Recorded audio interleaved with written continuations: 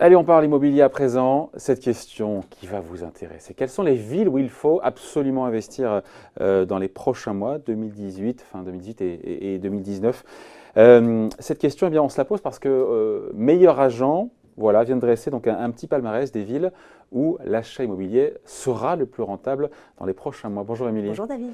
Alors, le site donc, a décerné des étoiles, voilà, des étoiles, c'est bien ça. C'est un peu au niveau de boulevard. Quelles sont les villes stars? Alors, Meilleur Agent a passé au crible 11 des plus grandes villes de France. Alors, c'est vrai qu'on retrouve toujours un petit peu les mêmes villes, Lyon, Bordeaux, Paris, Rennes. Mais ce classement réserve quelques surprises, vous allez le voir. Alors, je vais y revenir. On va d'abord se poser la question, comment Meilleur Agent a travaillé pour établir ce classement et dresser ces fameuses étoiles. Alors, le site a croisé des indices économiques, comme le taux de chômage d'une ville ou encore son dynamisme migratoire, mais aussi des critères immobiliers, comme l'indice des prix ou le pouvoir d'achat immobilier des habitants.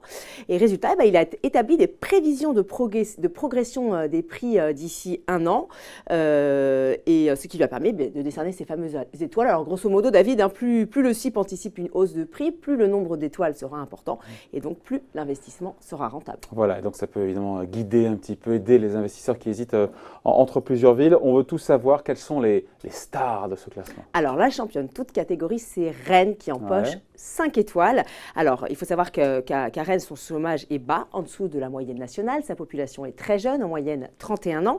Et puis son délai de vente moyen est plutôt rapide, autour de 59 jours. Donc vous le voyez, à Rennes, tous les indicateurs sont au vert. Et d'ailleurs, Meilleur Agent anticipe une flambée des prix de l'ordre de 6% l'année prochaine. 6% en plus, c'est une moyenne.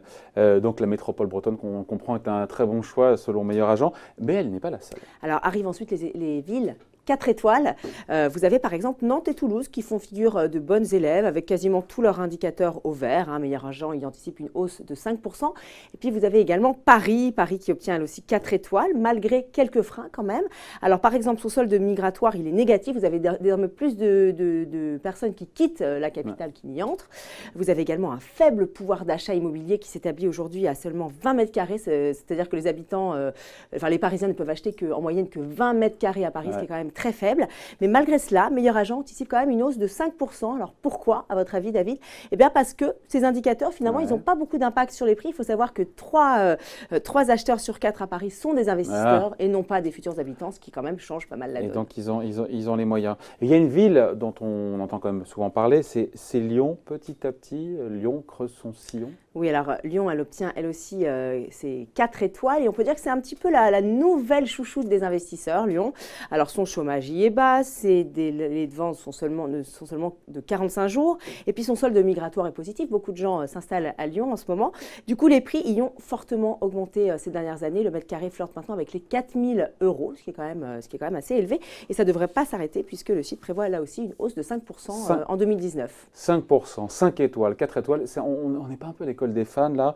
Il y a aussi, j'imagine, il y a des déceptions ou pas Bordeaux, c'est vrai que Bordeaux, on parlait que de Bordeaux pendant des années, disparu des écrans radars. Alors Bordeaux, c'est un petit peu, on va dire, la star déchue de ce classement. Vous le disiez, David, c'est vrai qu'on ne parlait que d'elle, de sa ligne à grande vitesse, de ses travaux d'embellissement de l'habitat.